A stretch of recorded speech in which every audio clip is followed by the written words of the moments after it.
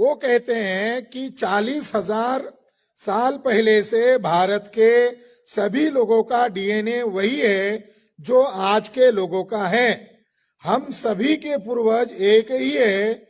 उन्हीं पूर्वजों के कारण हमारा देश फला फूला और हमारी संस्कृति बनी है। मोहन भागवत। अगर भागवत कह रहे हैं कि 40,000 वर्ष पहले से सभी का डीएनए समान है, तो फिर मुसलमानों को आक्रांता क्यों कहा? अगर सभी का डीएनए समान है, हमें तो बोलता ही रहता है। मगर उसने कहा कि हमें 2032 में जब पुणे करार को 100 साल पूरे हो जाएंगे तो हम डिमांड कर रहे हैं कि सेपरेट इलेक्टोरेट लागू करो। ये वकील है, ये साधारण व्यक्ति नहीं है, ये वकील है। कह रहा है कि मैं केस लड़ना चाहता हूं, मगर मेरे भाई को मैं कहना चाहता हूं कि मांगना तो ब्राह्मणों के पास ही पड़ेगा। ब्रिटिशों के पास करते तो न्याय करते, मगर ब्राह्मण न्याय करेंगे क्या? ब्राह्मण जुडिशरी के लोग हमारी बात को मानेंगे? इससे अच्छा एक तरीका है कि गांधी जी ने 1942 में कहा क्विट इंडिया मूवमेंट, तुरंत दूसरे दिन अंग्रेज लोग भागकर नहीं चले गए, 47 में चले गए। आज 100 साल पूरे हो गए। मैं इस 100 साल के उपलब्धि में मूल निवासी बहुजनों को तोहफा देना चाहता हूं, और वो तोहफा है आज हम यहां नागभूमि से कहना चाहते हैं कि मोहन भागवत और विदेशी ब्राह्मणों, भारत छोड़ो। 2024 में फोड़ेंगे तो भाषण में बहुत कह दिया, मगर एक्शन कुछ भी नहीं किया। दुश्मन को अलर्ट कर दिया। दुश्मन डर भी गया था, मगर दुश्मन को हौसला बढ़ाने के लिए पीछे हट गए, यानी समझौता कर लिया। अगर इस देश को बचाना है तो अब मैदान में उतरना होगा। 2029 के अंदर हम ईवीएम फोड़ेंगे और दिल्ली की मीटिंग में इसका ठोस फैसला करेंगे। और 2029 में मैं तो ईवीएम फोड़ने वाला हूं। 2029 में ईवीएम फोड़ूंगा, और ईवीएम फोड़ने के लिए लोगों को तैयार करेंगे। तो ब्राह्मणों का जो डीएनए है वो विदेशी है। ये मोहन भागवत को पता चल गया, सारी यंत्रणा काम पर लगाई। अब 100 साल पूरे हो गए। 10 दिन पहले बोला कि ब्राह्मण यही का है, हो सकता कल डीएनए का बयान भी दे दे। तो मैं आज कह रहा हूं, इसीलिए हम चर्चा कर रहे हैं, क्योंकि उसका उधार नहीं रखना है। ये देश हमारा है, वो विदेशी ब्राह्मण है। हम इस देश के नागवंशी लोग हैं, हम इस देश के मूल निवासी लोग हैं। और ये जो नागवंशी लोग हैं, यही 6,500 जातियों के टुकड़े में तोड़े गए लोग हैं। ये एक क्लास के लोग हैं, एक वंश के लोग हैं, और ये उनका भारत है। और कल कानपुर देहात में लगभग 1 लाख लोग बुद्ध धर्म की दीक्षा लेने वाले हैं, और मुझे कानपुर में पहुंचना है।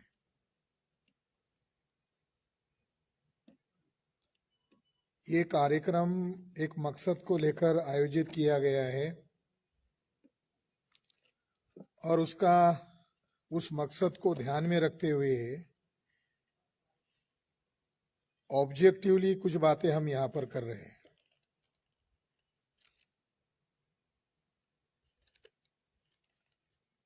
आरएसएस को 100 साल पूरे हो गए हैं, तो आरएसएस एक संस्था है, उसको संविधान के दायरे में रहकर काम करना चाहिए, ऐसा संविधान उसको अधिकार देता है। मगर आरएसएस ने संविधान को ही दायरे में रख लिया, और एक प्रधानमंत्री के मुंह से लाल किले से ये घोषित किया कि आरएसएस एक बहुत बड़ी संस्था है, एनजीओ है। मगर किसी लोगों ने नरेंद्र मोदी को घेरकर नहीं पूछा, एनजीओ है तो उसका कई रिकॉर्ड है क्या? और आज नरेंद्र मोदी के हाथों से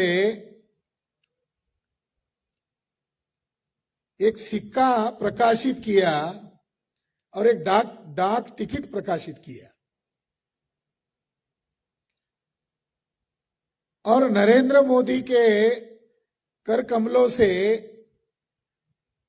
वो प्रकाशित किया गया, और नरेंद्र मोदी ने आरएसएस की इतनी तारीफ की, उनका मैं भाषण सुन रहा था, तब मेरे मन में भाव आया कि नरेंद्र मोदी देश का प्रधानमंत्री बनने के लायक भी नहीं है,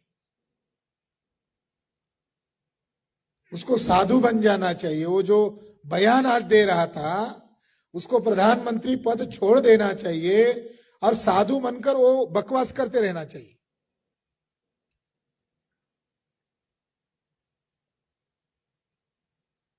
भारत की राजमुद्रा पर सम्राट अशोक के प्रतीक का आज अपमान किया गया। देखो, कल अशोक विजयादशमी है और अशोक विजयादशमी का जो महान दिन है, बाबा साहब अंबेडकर ने उसको चुना था, उसी दिन को याद में रखते हुए पूर्व संध्या में, पूर्व दिन में अशोक राजा का अपमान किया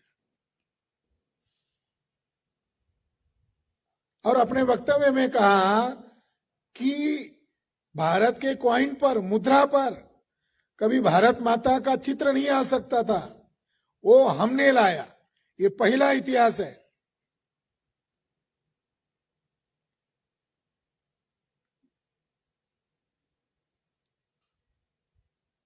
मोहन भागवत भारत के हैं क्या? पहला सवाल है, मोहन भागवत भारत के ही नहीं है। और भागवत की माता हमारी माता नहीं है। मोहन भागवत भारतीय नहीं है, विदेशी है, और आरएसएस विदेशी ब्राह्मणों का संगठन है। तो फिर वो कहां के हैं? ब्राह्मण लोग अगर भारतीय नहीं है, वो कहां के हैं? मोहन भागवत ने 2019 से, उसका एक बयान बीच बीच में आते रहते हैं, 2019 से लेकर 2024 तक उन्होंने कॉमन स्टेटमेंट दिए कि सभी का डीएनए समान है। कभी का हिंदू मुसलमान का डीएनए समान है, मगर अभी 10 दिन पहले उन्होंने कहा कि 40,000 वर्ष पहले तक यहां किसी का आक्रमण ही नहीं हुआ। उनका जो वक्तव्य है वो थोड़ा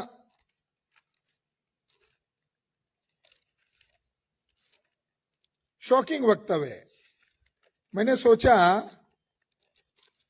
कि ये जो महाशय जो कह रहे हैं, ये महाशय के कहने में कितनी सच्चाई है।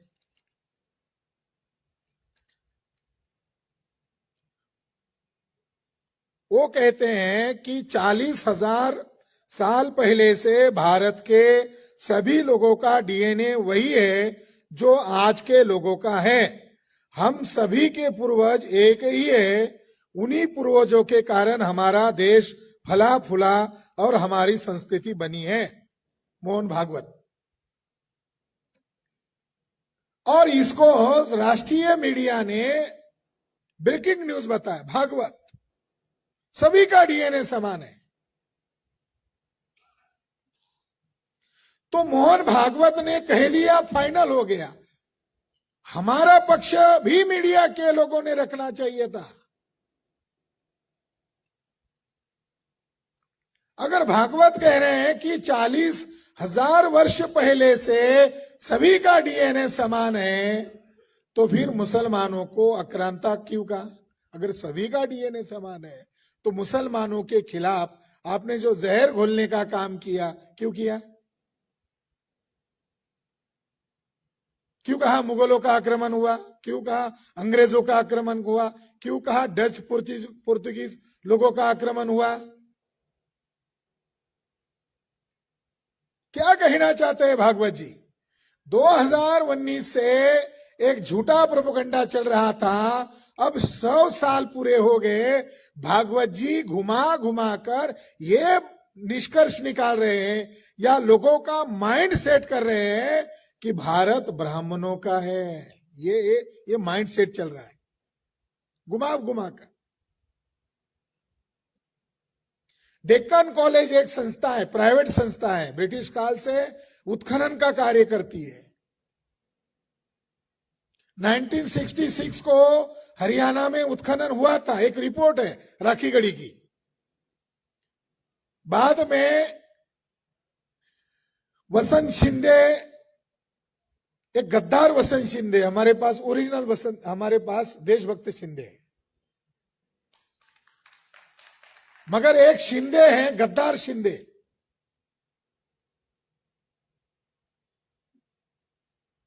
वसंत शिंदे, वो वहां पर उत्खनन के लिए गए और उन्होंने उत्खनन किया, वहां कंकाल मिले, मगर बीजेपी के लोगों को जानकारी मिला, यह जानकारी मुझे वहां के वजीर चंद सिरोही इन्होंने बताई, वही वो व्यक्ति है जिन्होंने इस साइट को एएसआई के नजर में लाया। उनका मैंने इंटरव्यू लेकर रखा है ताकि मेरी बात को पुष्टि हो जाए, सबूत हो जाए। वजीर चंद को मैंने कहा कि आपके पास वसंत शिंदे आते थे, मगर उस रिपोर्ट में आपको थैंक्स क्यों नहीं कहा, आपका कहीं नाम भी नहीं है। तो उन्होंने दुख भरे शब्द में कहा कि वसंत शिंदे को आरएसएस के लोगों ने ट्रैप कर लिया, क्योंकि उसने वहां पर मिली हुई सामग्री को 2-2 करोड़ रुपए में बेचा, वसंत शिंदे ने। तो उसके साथ समझौता किया गया और समझौते में यह तय हुआ कि आप वही बोलो जो हम चाहते हैं। आपको अगर बचना है, तो जेल में जाने से बचना है, तो आप वही बोलो जो हम चाहते हैं। और 2019 में जो डीएनए रिपोर्ट सेल नामक जर्नल में प्रकाशित हुआ, उस रिपोर्ट का हेडिंग का टाइटल है कि राखीगढ़ी का जो कंकाल मिला है उसका उम्र 4700 साल पुराना है और उसका जो डीएनए है वो द्रविडियन डीएनए है। और उसके हेडिंग में ही लिखा है, स्टेपे पैस्टोरलिस्ट यामनिया लोगों का डीएनए हमें नहीं मिला, मतलब ब्राह्मणों का डीएनए नहीं मिला। ये जो भारतीय ब्राह्मण है वो जहां से आए, वेस्ट यूरेशिया से आए, उनके भाईबंद आज भी जिंदा है। R1A1 उनका डीएनए ग्रुप है और भारतीय ब्राह्मणों का डीएनए ग्रुप भी R1A1 है। तो भारतीय ब्राह्मणों को साइंस की परिभाषा में कहते हैं स्टेपे पैस्टोरलिस्ट यामनिया प्रजाति, इनका डीएनए नहीं मिला। इसका मतलब है ब्राह्मणों का डीएनए नहीं मिला। और प्राचीन अखंड भारत जो है उसके बाउंड्री का एक भूभाग है, ईरानियन फार्मर्स, उनका डीएनए नहीं मिला। तो ये डीएनए रिपोर्ट से ब्राह्मण एक्सपोज हो गए। तो ब्राह्मण मोहन भागवत ने क्या किया, वसंत शिंदे को मैनेज किया और वसंत शिंदे को ब्लैकमेल करके मीडिया पर यह कहलाया कि ब्राह्मणों का डीएनए मिला, ब्राह्मणों का डीएनए मिला। और वसंत शिंदे ने यह तक रिकमेंडेशन किया कि सिलेबस में आर्यन इन्वेंशन थ्योरी यानी ब्राह्मणों का आक्रमण का सिद्धांत जो पढ़ाया जाता है, अब ये बदला जाए और भारतीय सिलेबस में ये लिखा जाए कि ब्राह्मण लोग यही के मूल निवासी है। हमारे शिंदे जी ने कहा कि लॉकडाउन एक षड्यंत्र है और इस षड्यंत्र में आरएसएस बीजेपी ने बहुत सारे काले धंधे किए। उस काले धंधे में और एक धंधा उन्होंने किया कि लॉकडाउन का सहारा लिया, नेशनल एजुकेशन पॉलिसी बनाया और भारतीय पाठ्यक्रम में ब्राह्मणों को मूल निवासी घोषित किया गया। यह बहुत बड़ा राष्ट्रद्रोही कार्य आरएसएस और बीजेपी ने किया।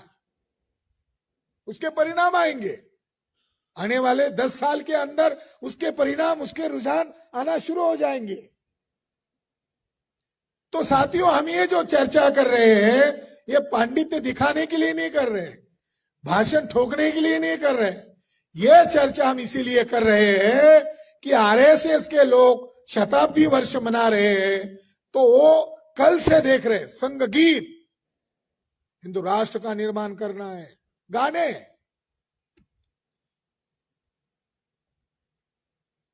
जिनको देशभक्ति का पाठ पढ़ाते हैं, संघ के एल्बम को प्रकाशित किया गया, वो साउथ इंडिया का जो गायक है उसके द्वारा।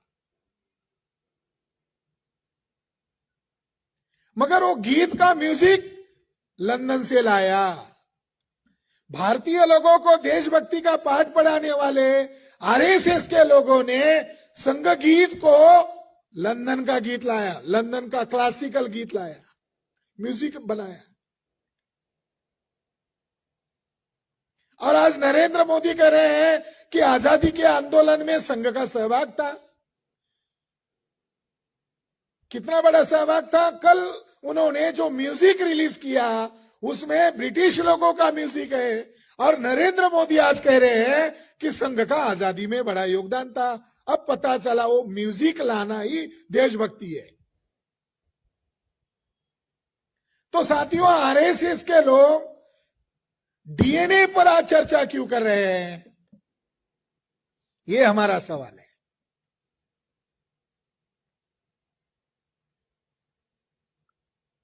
पहले 2018 तक पूरे विश्व का डीएनए स्टडी किया जा रहा था। कहां से माइग्रेशन हो रहा है, कहां से विस्थापन हो रहा है, कौन कौन कहां गए, कौन से शताब्दी में गए, कौन से एरिया से गए।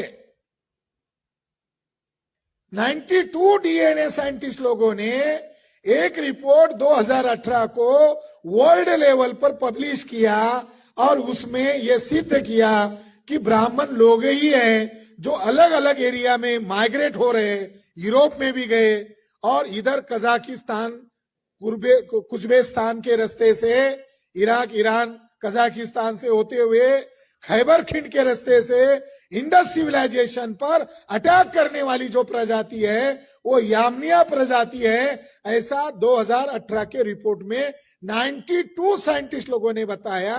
उन 92 साइंटिस्ट लोगों में ये वसंत शिंदे भी सहभागी था, क्योंकि वसंत शिंदे के नेतृत्व में राखी गढ़ी का उत्खनन हो रहा था, और राखी गढ़ी इंडस सिविलाइजेशन की सबसे एशियंट साइट थी, और वहां पुराना कंकाल मिला था। इसलिए 2 रिपोर्ट साइमल्टेनियसली काम कर रहे थे।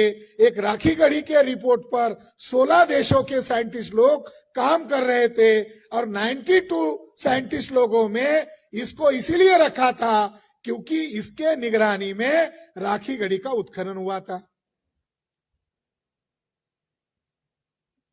राखी गढ़ी का कंकाल का पीरियड 4700 साल पुराना निकला, और जो 92 साइंटिस्ट लोग बता रहे हैं कि वेस्ट यूरेशिया से R1A1 वाले यामनिया ब्राह्मण लोग ईसा पूर्व 3300 में अपने देश से जत्थे के तौर पर निकल पड़े, और भारत में आते आते उनको कितना समय लगा? BC 1700 में आए, निकले कितने समय में? BC 3300 में निकले। BC यानी बिफोर क्राइस्ट 3300, आज के 2000 ज्वाइन करो, 5300 बरस पहले वो अपने भूभाग से निकल पड़े। इंडिया में कब आए? इंडिया में आए 1700 BC में, यानी आज से 3500 साल पहले वो यामनिया लोग भारत में एंट्री कर लिए। जब इनके हड्डियों से, इनके डीएनए से पता चला कि यामनिया लोग भारत में आए, तो अमेरिका में बैठे हुए, यूरोप में बैठे हुए ब्राह्मण लोगों ने उस रिपोर्ट पर आपत्ति लेना शुरू किया कि आप लोगों ने, तज्ञ साइंटिस्ट लोगों की इस पर राय लेने के पहले आपने इसको पब्लिश कर दिया, ये आपने गलत कर दिया। बल्कि इससे ब्राह्मण लोग नाराज इसीलिए थे कि ब्राह्मण कब कब कहा गए ये साइंटिफिक प्रूव हो रहा था, और भारत पर ब्राह्मणों ने आक्रमण किया, ये 92 साइंटिस्ट लोगों ने प्रूव कर दिया था। उन 92 साइंटिस्ट लोगों को बुरा लगा कि ब्राह्मण लोग हमारे रिपोर्ट को अंतरराष्ट्रीय लेवल पर चर्चा नहीं होने दे रहे, हमें बदनाम कर रहे, हमारी इंटीग्रिटी पर सवाल खड़ा कर रहे। तो 92 साइंटिस्ट लोगों ने 25 साइंटिस्ट लोगों को और जोड़ दिया। जब सेल का रिपोर्ट 7 सितंबर 2019 को प्रकाशित हुआ, जो पुराना रिपोर्ट था उसको और एडिशनल जानकारी जोड़कर वो रिपोर्ट भी उसी महीने में, उसी तारीख को प्रकाशित किया। सेल का रिपोर्ट यानी राखी गढ़ी का रिपोर्ट एक सेल इंटरनेशनल जर्नल में प्रकाशित किया गया और जो 2018 का रिपोर्ट था वो रिपोर्ट दोबारा नए एडिशन के साथ द साइंस जर्नल में 2019 को उसी महीने में प्रकाशित हुआ और बड़े दावे से कह दिया कि ब्राह्मण लोग विदेशी है, जंगली है, असभ्य है और इन लोगों ने भारत पर इतने इतने साल आक्रमण किया और उनके आक्रमण से ही इंडस सिविलाइजेशन का डिक्लाइन हुआ। वो रिपोर्ट की चर्चा अभी तक भारत में नहीं हो रही है। जो रिपोर्ट साइमल्टेनियसली प्रकाशित किया गया था उस रिपोर्ट की चर्चा भारतीय मीडिया ने, टॉयलेट मीडिया ने चर्चा नहीं करने दिया।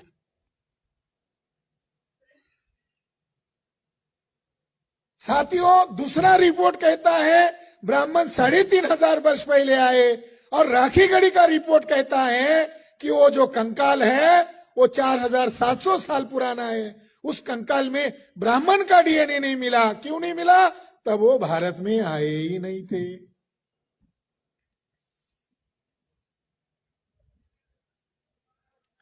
ब्राह्मण लोग राखी गढ़ी के कंकाल में उनका डीएनए नहीं मिला क्योंकि वो 4500 साल पुराना है, क्योंकि तब ब्राह्मण भारत में आए ही नहीं थे और ब्राह्मण भारत में आने का पीरियड 3500 वर्ष पुराना है। तो मोहन भागवत किस आधार पर कह रहे हैं कि 40,000 साल से सभी का डीएनए समान है? तो मोहन भागवत को ज्यूरी किसने बनाया?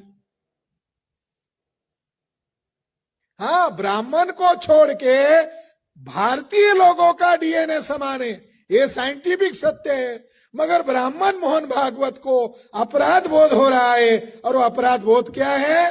केवल मात्र ब्राह्मण विदेशी है। इस सच्चाई को छिपाने के लिए मोहन भागवत गोदी मीडिया या ब्राह्मणों का टॉयलेट मीडिया उसका मिसयूज करके कह रहा है कि ब्राह्मण लोग यही के मूल निवासी है। ये है हमारी आपत्ति। तो उन्होंने एक योजना बनाई, 2019 को रिपोर्ट आया। अब ब्राह्मण पर यह बला आ गई विदेशीपन की और वो साइंटिफिक आ गई। तो मोहन भागवत के लोगों ने बनारस हिंदू यूनिवर्सिटी के ज्ञानेश्वर चौबे को आगे किया और ज्ञानेश्वर चौबे साइंस का प्रोफेसर, वो भी डीएनए एक्सपर्ट है। जाति का एक ही जाति का है, एक जाति ने दूसरे जाति को छुआ, उसको करंट लग गया, वो अलर्ट हो गया। और वसंत शिंदे तो हमारा आदमी है मगर उसने गद्दारी किया। वसंत शिंदे देशद्रोही आदमी है, उसने गद्दारी किया। जो रिपोर्ट में नहीं है वो कहा। और मोहन भागवत के जाति का आदमी ज्ञानेश्वर चौबे को आगे किया और ज्ञानेश्वर चौबे ने 2020 में स्टेटमेंट दिया। सारी मीडिया ने दिखाया। स्टेटमेंट का हेडिंग है कि 5000 वर्ष पहले संथाल और मुंडा, ये जो आदिवासी और अन्य आदिवासी लोग हैं, ये बाहर से भारत में आए। यानी ब्राह्मण लोग विदेशी है, ये डीएनए के आधार पर सिद्ध हो गया था। ये जो ब्राह्मण पर बला आ गई थी, ये बला टालने के लिए उन्होंने आदिवासियों के ऊपर ये बला को छोड़ दिया, उनके ऊपर विदेशीपन का ठिकरा लगा दिया। साथियों, ये जो ज्ञानेश्वर चौबे हैं, ये ज्ञानेश्वर चौबे ने 2007 अगस्त 2006 में बीएमसी जेनेटिक इस विश्व विख्यात जर्नल में अपना एक रिपोर्ट प्रकाशित किया था जिसका हेडिंग था पिछड़ी जाति तथा आदिवासी, इनके अंदर वाई क्रोमोसोम और माइटोकॉन्ड्रियल डीएनए का फैसला। इसने ही क्यों बोला? इतने सारे ब्राह्मण लोग हैं, इसमें से यही ज्ञानेश्वर चौबे क्यों बोला? क्योंकि 2006 में एससी, एसटी, ओबीसी के अंदर जो डीएनए है और वो डीएनए में जो माइटोकॉन्ड्रियल डीएनए है, इसके बारे में इसने माइक्रो स्टडी किया और इसने अपने रिपोर्ट में जो कहा, इसमें वो पकड़ में आ गया। इसीलिए मोहन भागवत ने कहा होगा, तुम्हारी रिपोर्ट के वजह से हमारा विदेशीपन खतरे में है, इसलिए तुमको ही बोलना होगा। 2006 में ज्ञानेश्वर चौबे बोलता है, भारत के आदिवासी लोगों की जनसंख्या और अन्य पिछड़ी जातियां यानी बहुजनों की जनसंख्या में डीएनए के आधार पर कोई भी भिन्नता दिखाई नहीं देती है। इसके उल्टा ब्राह्मण लोग पश्चिम यूरोप के लोगों से उनका डीएनए मिलता है। इसके अलावा आदिवासी और अन्य जन आबादी का डीएनए वाई क्रोमोसोम के वंशावली में भिन्नता साफ दिखाई देती है। भारत के आदिवासी लोगों का वाई क्रोमोसोम वंशावली और अन्य निचली जातियां के लोगों का वाई क्रोमोसोम वंशावली में समानता है और वे एक दूसरे के पूरक है, लेकिन ऊंचे वर्णीय ब्राह्मणों से यह वंशावल बिल्कुल मिलती नहीं है। खासकर कि भारत में मुख्य हैप्लोग्रुप M89, M52 और M95 यह भारत के पिछड़ी जातियां एवं आदिवासी लोग इनमें मिलते हैं, लेकिन उच्च वर्णीय जाति में खासकर कि ब्राह्मणों में ये M सीरीज का हैप्लोग्रुप नहीं मिलता।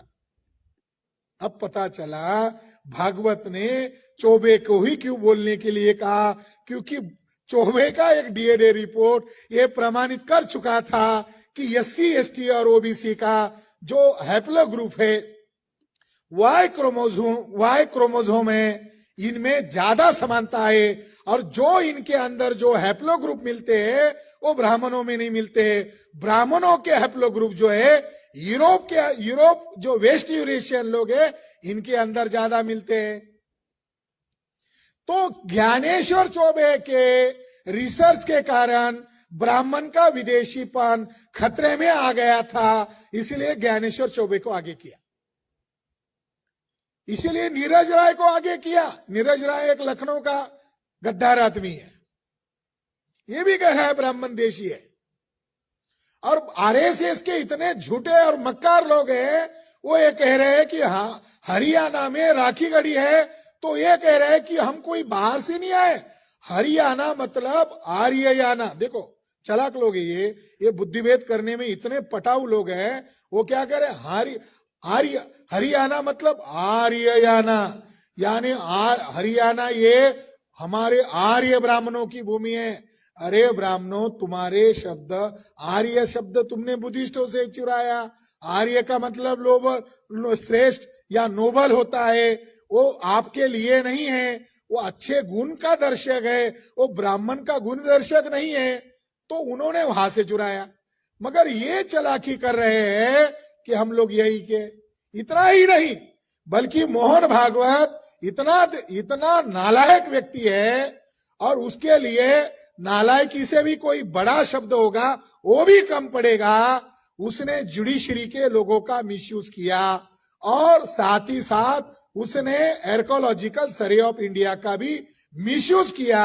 जहां पर ये साइट मिली है वहां पर अभी तख्ती लगी हुई है, बोर्ड लगा हुआ है एएसआई का, और एएसआई के डायरेक्टर जनरल एक नंबर का गधा तो नहीं कह सकते हैं। अगर वो डायरेक्टर जनरल है तो गधा कैसे होगा? वो ब्राह्मण है, और ब्राह्मण में होशियार ब्राह्मण है। मोहन भागवत अगर ब्राह्मण को मूल निवासी कह रहा है तो मोहन भागवत को कोई मान्यता देने वाला नहीं था, तो उसने वसंत शिंदे का मुंह इस्तेमाल किया, दिमाग भागवत का रखा। फिर वसंत शिंदे को कोई तवज्जो नहीं दे रहा है तो उसने एएसआई का इस्तेमाल किया, यानी पुरातत्व विभाग का इस्तेमाल किया, और उसका जो डायरेक्टर जनरल है वो ब्राह्मण है, तो उस ब्राह्मण का इंटरेस्ट और भागवत का इंटरेस्ट कॉमन इंटरेस्ट है। उसने कहा तू जो चाहे कर ले, देश को हम ही चला रहे, हम तुझे प्राइज देंगे और तेरे जाति का हजारों वर्ष तक भला होगा। कल बहुजन लोग जग जाए तो ब्रिटिशों को क्विट इंडिया कहा। अगर ये डीएनए बहुजन लोगों को पता चल गया तो जल्द ही साल भर के अंदर हम लोगों को भागना पड़ेगा, क्योंकि 2 अक्टूबर को 2025 को हम लोग यहाँ शताब्दी वर्ष कैसे मनाएंगे। अगर ये पता चल गया भारतीय बहुजनों को कि ब्राह्मण लोग विदेशी है तो 2 अक्टूबर 2025 के पहले हमें भागना पड़ेगा। ऐसा मोहन भागवत ने 2019 में सोचा। कम साल है क्या 2019 2025? कम साल है जगाने के लिए। तो उनको घमंड क्यों है ब्राह्मणों को? उनको घमंड है कि सारी व्यवस्था हमारे नियंत्रण में, सारा मीडिया हमारे नियंत्रण में। अगर आज हमारा प्रोग्राम है, सारे अखबार में हेडिंग में आता, इधर आरएसएस शताब्दी वर्ष मना रहा है और उधर डॉक्टर विलास खरात ब्राह्मण विदेशी है घोषित करने वाला है, लोग उधर जाने की बजाय इधर आते। Media, marketing. ये साधारण व्यक्ति है, यशवंत सिंधे नाम लेकर कह रहे आरएसएस, वो मोहन भागवत के साथ इन्होंने काम किया, नाम लेकर बता रहे। और नाम लेकर नहीं बता रहे, कोर्ट में जाकर केस लड़ रहे हैं। और वो आज के बाद आपकी लड़ाई नहीं होगी, हमारी लड़ाई होगी। ये यशवंत सिंधे की लड़ाई, यशवंत सिंधे की लड़ाई नहीं है, देश को बचाने की लड़ाई है। ये जान हथेली पर लड़कर ये लोग लड़ रहे हैं। परसों मुझे आईबी के आदमी का फोन आया, या गुप्तचर विभाग का। वो कहने लगा कि आपका कार्यक्रम है, परमिशन लिया? मैंने कहा हमको 1950 में ही परमिशन मिल गया, 26 जनवरी 1950 को। मगर आप ऐसा क्यों पूछ रहे हैं? उन्होंने कहा आरएसएस के खिलाफ केवल आपका ही कार्यक्रम है, किसी का कार्यक्रम नहीं है, केवल आपका कार्यक्रम है। मैंने कहा वो साइंटिफिक कार्यक्रम है, वो आरएसएस का नाम कहा लिया है, उसमें साइंटिफिक कार्यक्रम है। और वो परिषद है, परिषद में अगर ब्राह्मण विदेशी आएगा तो उसको विदेशी घोषित किया जाएगा, अगर नहीं आएगा तो नहीं घोषित किया जाएगा। तो हंसते हुए कहा हमको पता है ब्राह्मण विदेशी है।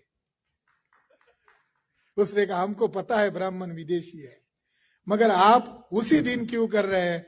मैंने कहा बाबा साहब अंबेडकर ने जब यह बुद्ध धर्म अपनाया था तो आरएसएस के लोगों को बहुत जल गया था, तो बाबा साहब ने यहां घोषित किया था, इसीलिए इसी दिन कर रहे हैं। बाबा साहब ने कहा कि नाग लोग इस देश के मूल निवासी लोग थे और ये ब्राह्मण लोग विदेशी थे, इन दोनों का आपस में लड़ाई था और उस लड़ाई को कंटिन्यू करने के लिए बाबा साहब ने नागपुर में चुना। तो हम उस लड़ाई को हम कंटिन्यू करना चाहते हैं।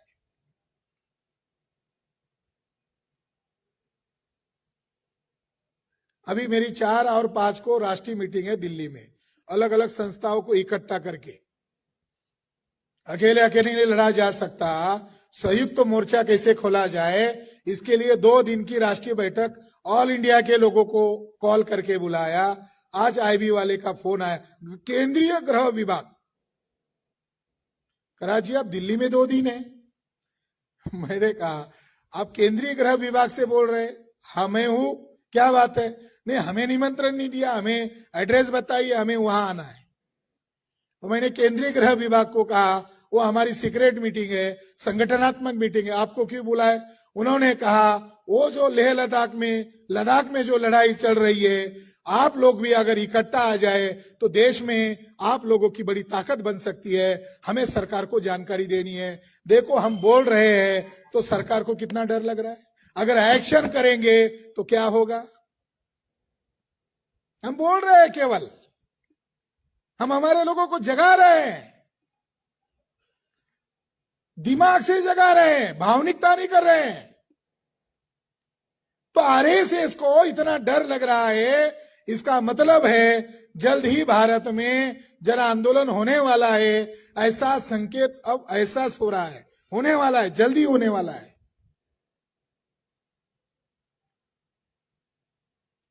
तो ब्राह्मणों का जो डीएनए है वो विदेशी है।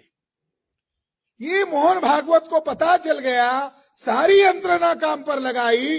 अब 100 साल पूरे हो गए, 10 दिन पहले बोला कि ब्राह्मण यही का है, हो सकता कल डीएनए का बयान भी दे दे। तो मैं आज कह रहा हूं, इसीलिए हम चर्चा कर रहे हैं, क्योंकि उसका उधार नहीं रखना है। ये देश हमारा है, वो विदेशी ब्राह्मण है, हम इस देश के नागवंशी लोग हैं, हम इस देश के मूल निवासी लोग हैं। और ये जो नागवंशी लोग हैं, यही 6,500 जातियों के टुकड़े में तोड़े गए लोग हैं। ये एक क्लास के लोग हैं, एक वंश के लोग हैं, और ये उनका भारत है, ये नाग लोगों का भारत है,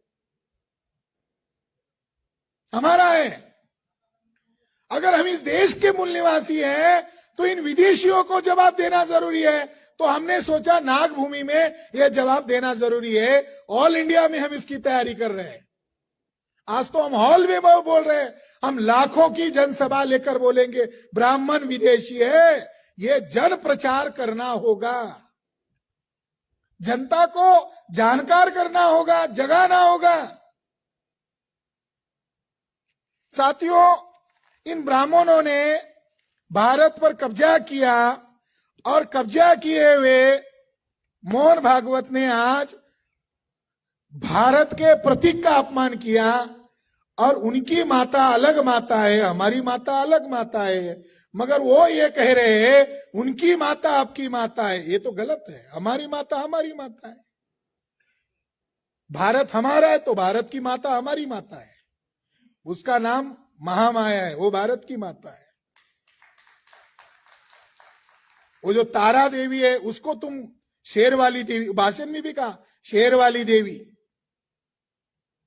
वो तारा देवी है, वो प्रज्ञा देवी है, वो ब्राह्मणों की माता नहीं है। उसकी चोरी करके आपने दुर्गा बनाया, उसकी चोरी करके आपने धंधा शुरू किया। अमेरिका के एक बड़े इंडोलॉजिस्ट है, उनका नाम है अल्फ हिल्ट-विटल।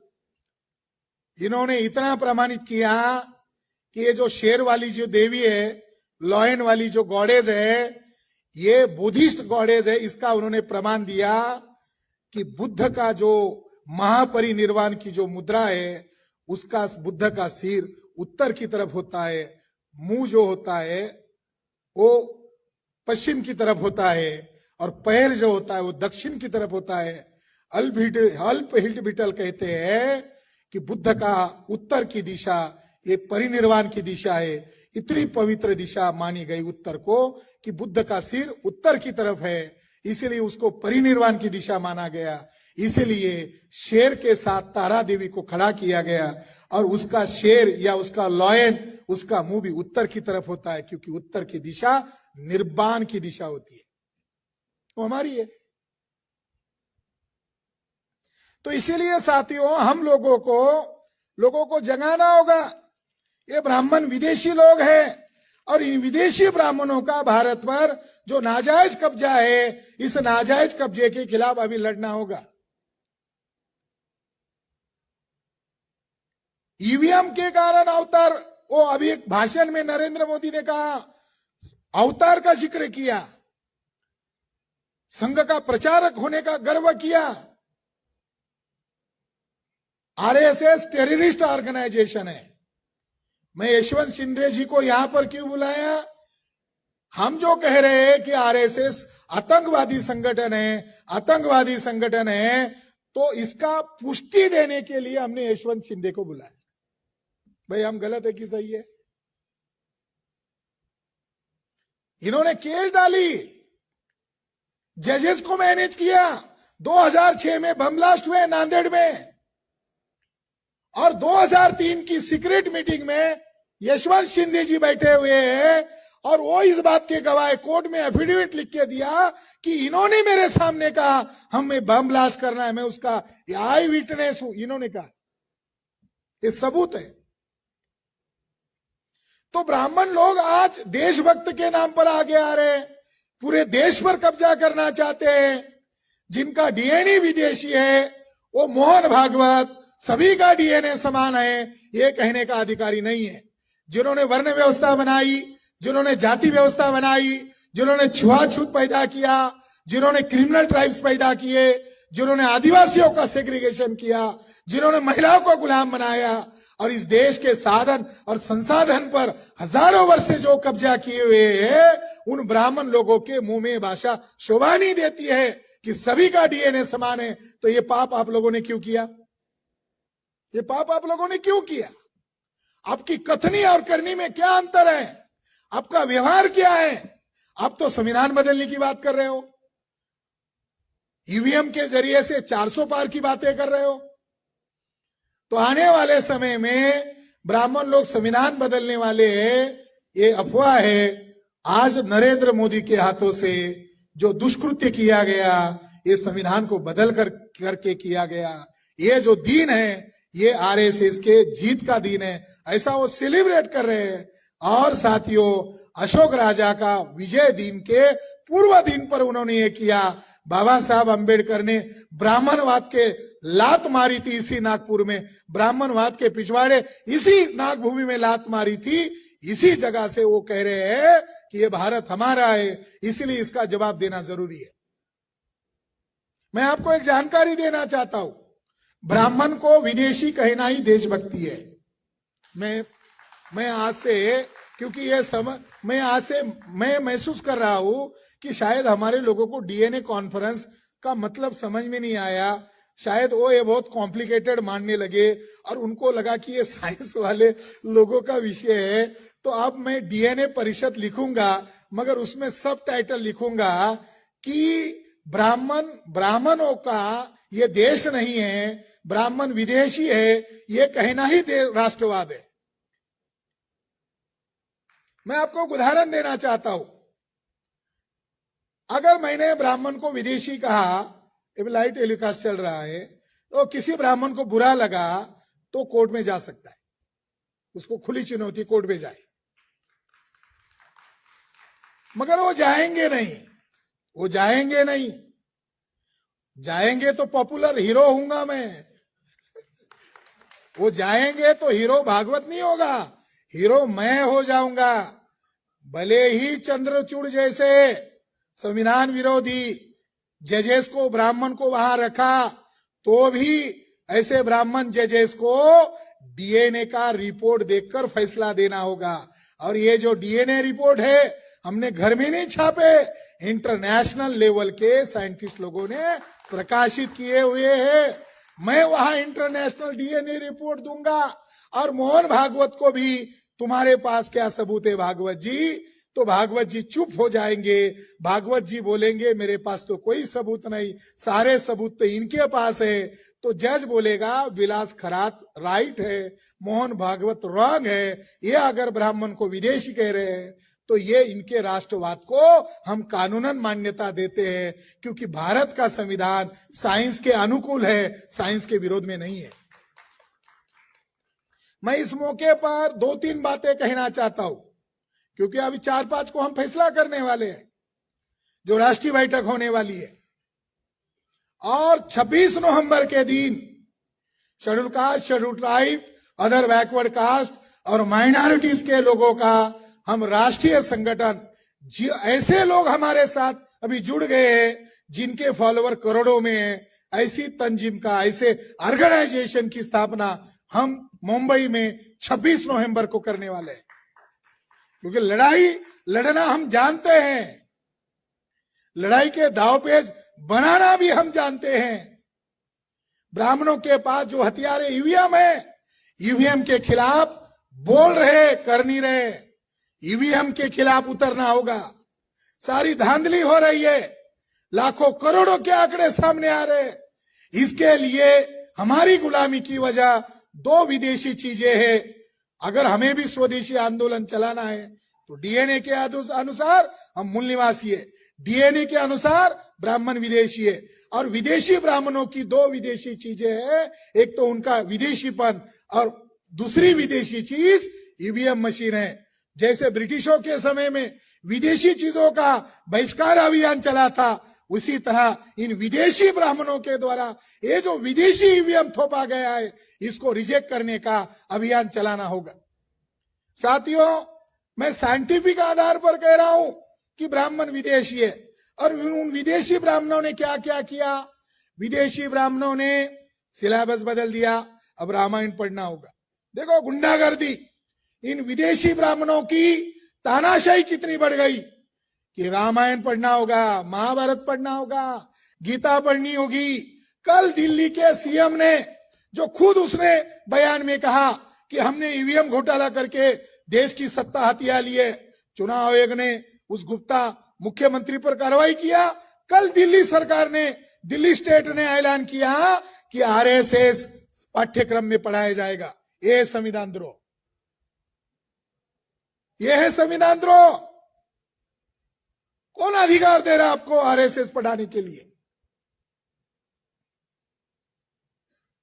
इन्होंने धार्मिक सिलेबस बनाया, ये मनुस्मृति लागू करना चाहते हैं।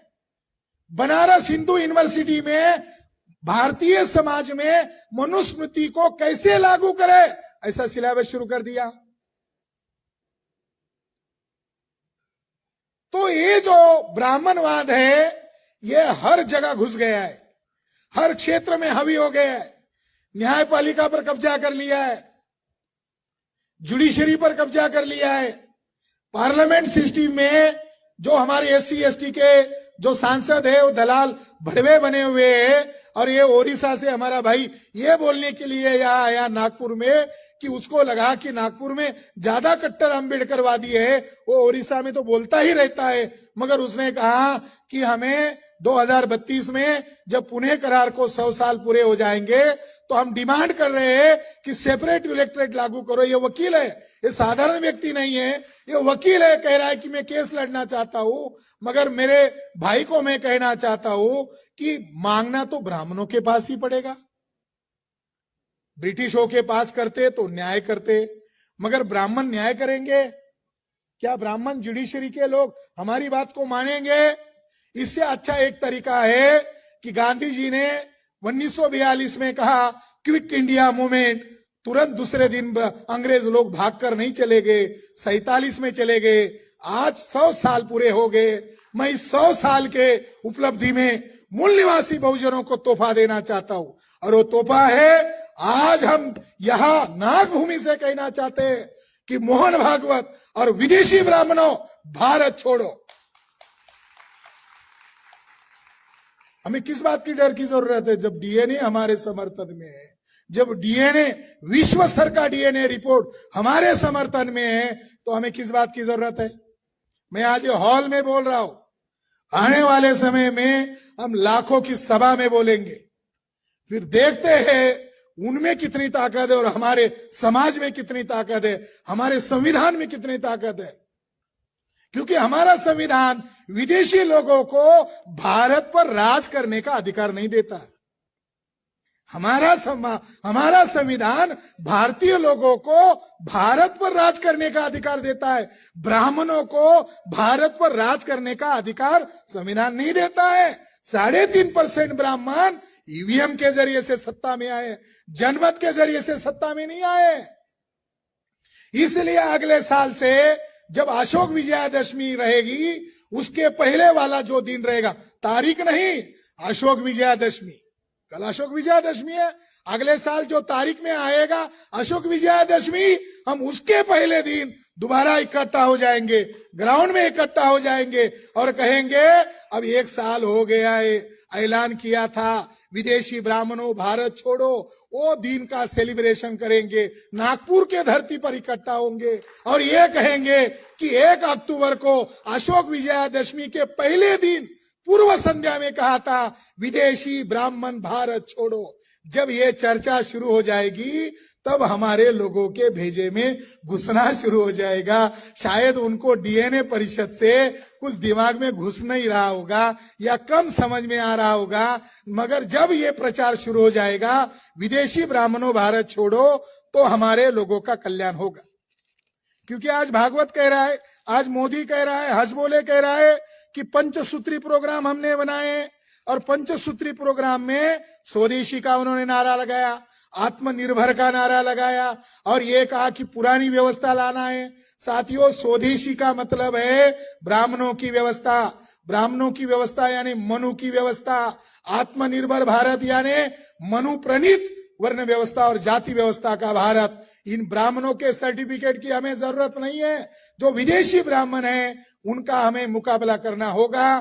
तो उनका अगर मुकाबला करना है तो समाज को जगाना होगा, समाज को दृष्टिकोण देने वाली विचारधारा आपके पास होगी तो समाज में मौलिक परिवर्तन होगा।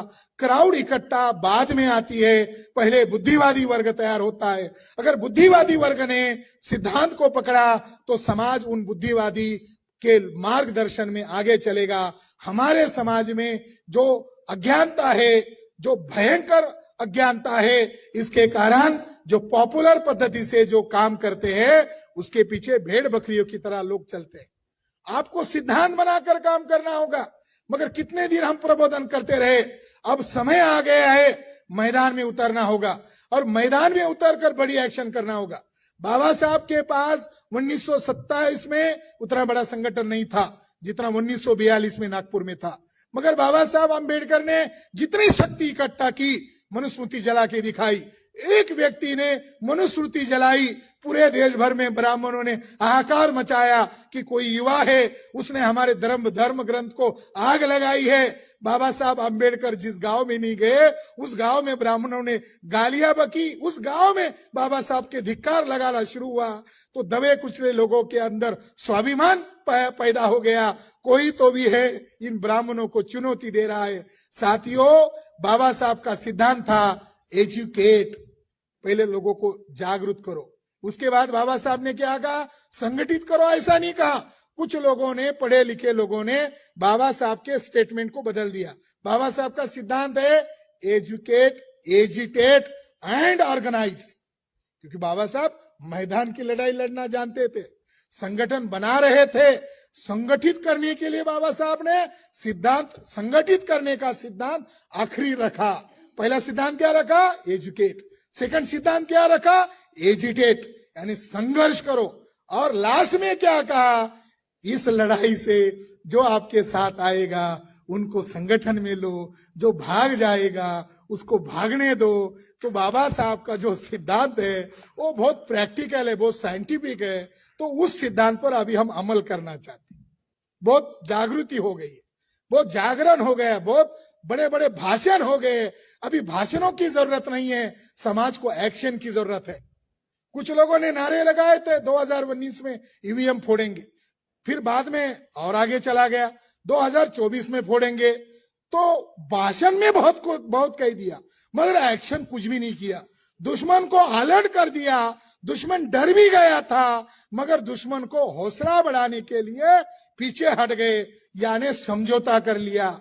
अगर इस देश को बचाना है तो अब मैदान में उतरना होगा। 2029 के अंदर हम ईवीएम फोड़ेंगे और दिल्ली की मीटिंग में इसका ठोस फैसला करेंगे।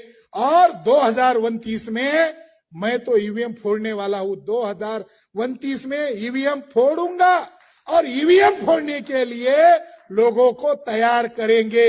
ईवीएम फोड़ना राष्ट्रभक्ति है, राष्ट्रद्रोह कैटेगरी में नहीं आता है। ईवीएम में गड़बड़ी होती है, सुब्रमण्यम स्वामी खुद मान रहा है। सुब्रमण्यम स्वामी डेली गालियां दे रहा है नरेंद्र मोदी को, और सुब्रमण्यम स्वामी ने अभी कहा नरेंद्र मोदी की औकात नहीं है वाराणसी में चुनाव जीतने की। इसका मतलब है सुब्रमण्यम स्वामी भी मान्य कर रहा है नरेंद्र मोदी जीत नहीं सकता। इसलिए इस डीएनए कॉन्फ्रेंस के उपलब्धि पर मैं यही कहना चाहता हूं कि भारत में क्रांति होने का लक्षण आ गया है। भारत में क्रांति को कोई रोक नहीं सकता। कुछ लोग कहते हैं, अभी कुछ दिन पहले चुनाव आयोग की धांधली को लेकर मैंने पोस्ट डाला था कि बांग्लादेश में आंदोलन हुआ, जन आंदोलन हुआ, और जो चुनाव आयोग घर में बैठा था, आयुक्त घर में बैठा था, लोग उसके घर पर गए, उसको घसीट कर बाहर लाया और उसके गले में जूते की माला डाली, वीडियो बनाए और 2-4 जूते मारे। तो मैंने वो पोस्ट किया। बीड़ जिले के आष्टी तहसील में एक आरएसएस बीजेपी के लोगों ने किसी वकील के नाम पर मेरे खिलाफ एफआईआर दर्ज किया और कहा कि लोकतांत्रिक देश में तानाशाह देश का समर्थन कर रहा है। मैं चुनाव आयोग को घेरना चाहता था। अच्छा हुआ कि उसने मेरे ऊपर केस किया। जब मैं कोर्ट में जाकर सबूत लेके जाऊंगा तो बहुत सारा मसाला लेके जाऊंगा। कोर्ट में जाने का जो जरिया है, एक खुद होकर केस दर्ज करो या दुश्मन को आपके ऊपर केस दर्ज करने दो। आपको दोनों को तो लड़ना ही होगा, मगर वो लड़ाई अब मुझे किसी भी हालत में लड़नी होगी। राहुल गांधी सबूत स्क्रीन पर दिखाकर सबूत दिखा रहा है, वो लोगों को, जिंदा लोगों को खड़ा कर रहा है। राहुल गांधी के खिलाफ एफआईआर नहीं हो रहा है, मेरे खिलाफ एफआईआर हो रहा है, मगर मुझे वो बड़ा करना चाहते हैं ब्राह्मण लोग। तो मैं उनका हृदय से आभारी हूं, क्योंकि हम लड़ाकू लोग हैं, भीमा कोरेगांव लड़ने वाले लोग हैं। तो लड़ाकू नस्ल के होने के कारण हमें लड़ाई में मजा आएगा, समझौता करने में नहीं। हम लड़ेंगे। इस देश को बचाने के लिए लोकतंत्र को बचाने के लिए हमें जान की बाजी लगानी पड़े तो जान की बाजी लगाएंगे। इसलिए 26 नवंबर को जिस संस्था को हम ओपनिंग कर रहे हैं गणमान्य लोगों के द्वारा, उस संस्था का, नई संस्था का नाम है संविधान सुरक्षा समिति। हम इस देश को बचाना चाहते हैं तो पहले हम तैयारी तो करें, इसके लिए साधन तो खड़ा करें, और वो साधन निर्माण होने की प्रक्रिया में है। साथियों, आने वाले समय में बड़ी कुर्बानी के लिए लोगों को तैयार करना होगा। बड़ी कुर्बानी करनी हो, बड़ी कुर्बानी के लिए हमें तैयार होना होगा, और इसके लिए गांव गांव में जाकर हमें संगठन निर्माण करने का काम करना होगा। मैं लड़ाई लड़ रहा हूं, मैं मायूस नहीं हूं। मायूसी जो है ये लीडरशिप का गुण नहीं होता है। जो मायूस होता है वो लीडर नहीं हो सकता है। हम ये लड़ाई लड़ने वाले हैं और हम जीतने वाले हैं। हमारी कौम का जो खून है वो शासक नस्ल का है। हमारे पास सत्ता नहीं है आज। क्यों नहीं है? क्योंकि हम लड़ना नहीं जानते, हम लड़ना भूल गए। तो इसीलिए साथियों, हमें भारत में क्रांति दिखाई दे रही। कुछ लोग कहेंगे कि क्रांति का मतलब बहुत हिंसक होती है, और आप हिंसा का समर्थन कर रहे हो, क्योंकि हमारे दुश्मन उसका मिस इंटरप्रिट करेंगे। बाबा साहब अंबेडकर ने लॉ मिनिस्टर का इस्तीफा दिया 1954 को। 1952 को इस्तीफा देने के बाद बाबा साहब अंबेडकर पुणे गए, और पुणे के वकील और जजेस के सामने पुणे डिस्ट्रिक्ट लाइब्रेरी के लाइब्रेरी हॉल में बाबा साहब का स्पीच हुआ, और वो speech writing and speeches volume number 18 भाग नंबर 3 में मौजूद है। उस भाषण का विषय था लोकतंत्र सफल होने की वजह क्या है और लोकतंत्र विफल होने की वजह क्या है। बहुत सीधा सिंपल विषय। जो कानूनी विषय होता है बहुत कॉम्प्लिकेटेड होता है, मगर बाबा साहब ने वकीलों के सामने इतना सादा विषय रखा, लोकतंत्र सफल होने की वजह क्या है और लोकतंत्र विफल होने की वजह क्या है। तो बाबा साहब अंबेडकर ने कहा, लोकतंत्र सफल होने की पहली शर्त है मजबूत विपक्ष चाहिए। अब बताओ, महाराष्ट्र में विपक्ष कहाँ है? देश में विपक्ष कहाँ है? सारे भ्रष्टाचारी बीजेपी के वॉशिंग मशीन में जाकर उधर चले गए। महाराष्ट्र के सारे भ्रष्टाचारी अब लोगों को लूट रहे हैं। कहाँ है विपक्ष? बाबा साहब ने दूसरी वजह बताई कि जिस देश में गरीब और अमीर की खाई बढ़ेगी, उस देश में हिंसा बढ़ेगी और शोषित वर्ग मैदान में उतरेगा। और बाबा साहब ने उस भाषण में कहा, जिसने लोकतंत्र पैदा किया, कि लोकतंत्र को सफल अगर करना है तो भारत में गरीब नहीं होना चाहिए। भारत में कितना गरीब है? भारत में सबसे ज्यादा, दुनिया में नंबर 1 पावर की बन गई है। आज नरेंद्र मोदी नालायक व्यक्ति है। भारत दुनिया में नंबर 1 का गरीब देश है। आज संघ के स्तुति गान में कह रहा है भारत तीसरे नंबर की शक्ति बनने वाली है, विश्व की शक्ति बनने वाली है। भारत नालायकी में विश्व में पहला देश बन गया, और ये नालायक व्यक्ति कह रहा है तीसरी शक्ति बनने वाली है। बाबा साहब अंबेडकर जिन्होंने संविधान बनाया, वो कह रहे हैं भारत में गरीबी मत बढ़ने दो। अगर गरीबी बढ़ेगी तो ये शोषित लोग सड़क पर उतरेंगे और क्या करेंगे, कितना हिंसक आंदोलन होगा। बाबा साहब कहते हैं ये बताने के लिए मेरे पास शब्द नहीं है। वो लोकतंत्र की बजाय उसका नया रूप क्या होगा, ये बताने के लिए मेरे सामने शब्द नहीं है। साथियों, ये लोग देश में खूनी हिंसा करना चाहते हैं। इस देश में बेरोजगारों को फौज पैदा करके मारना चाहते हैं। इस देश में रेपिंग करके लाखों महिलाओं को उजाड़ दिया, उनका घर परिवार बर्बाद कर दिया। क्या हम ये सब देखते रहे? क्या हम लोगों का कोई दायित्व नहीं है? तो इस देश में राष्ट्रवादी मूवमेंट का आज से जन्म हुआ है। वो लोग अपने आप को राष्ट्रवादी मूवमेंट कहते हैं, यानी इन्होंने आजादी का आंदोलन चलाया, फलाना किया, ढिकना किया, दलाली किया, सावरकर ने अंग्रेजों की दलाली किया। ये लोग राष्ट्रवादी लोग नहीं है। राष्ट्रवाद का आधार गीता, रामायण, महाभारत नहीं हो सकता, पुराण नहीं हो सकता। राष्ट्रवाद का आधार फुले शो अंबेडकर है, और राष्ट्रवाद का आधार भारतीय संविधान है, और राष्ट्रवाद का आधार डीएनए परिषद है। हम लोग आज राष्ट्रवादी मूवमेंट को घोषित कर रहे हैं। हम जो मूवमेंट चला रहे हैं यही राष्ट्रवादी मूवमेंट है। और आरएसएस, बीजेपी और मनुवादी लोग जो मूवमेंट चला रहे, ये देशद्रोह की मूवमेंट चला रहे। ये विदेशी कौम के लोग देशद्रोही लोग हैं। और जो भारत के एससी, एसटी, ओबीसी लोग आज भले अज्ञानी है, मगर जब ये हमारी डीएनए की बात लाखों में उछाली जाएगी, करोड़ों में चर्चा होगी, तो साथियों इस देश में राष्ट्रवादी मूवमेंट खड़ी होने में ज्यादा देर नहीं लगेगा। और इस देश को बचाने के लिए अगर हमें गोली खानी पड़े, इस देश को बचाने के लिए अगर हमें सूली पर जाना पड़े, तो हम खुशी खुशी से जाएंगे, क्योंकि हम राष्ट्रवादी है। हमारे राष्ट्र को बचाना हमारा नैतिक फर्ज है। मैं इस मौके पर आपको हार्दिक बधाई देता हूं। और आपने नागपुर में ये जो कार्यक्रम आयोजित किया, ये बहुत बड़ा कार्यक्रम है। ये लाखों करोड़ों तक संदेश देने वाला कार्यक्रम है। क्यों संदेश देने वाला कार्यक्रम है? जैसे ब्रिटिशों को क्विट इंडिया कहा कहकर अंग्रेजों भारत छोड़ो कहा, उसी तरह आज हमने 1 अक्टूबर 2025 को जब आरएसएस को 100 साल पूरे हो गए, हमने भी कहा अंग्रेज विदेशी है तो हमने तुम्हारे लोगों का साथ दिया। मुगल विदेशी थे, हमने तुम्हारे लोगों का साथ दिया। डच विदेशी थे, पोर्तुगीज विदेशी थे, अंग्रेज विदेशी थे, हमने तुम लोगों का नेतृत्व मान्य किया। और हम तुम्हारे तथाकथित आजादी और राष्ट्रवाद के बहकावे में आकर हमने देश को बचाने के लिए आपको समर्थन दिया।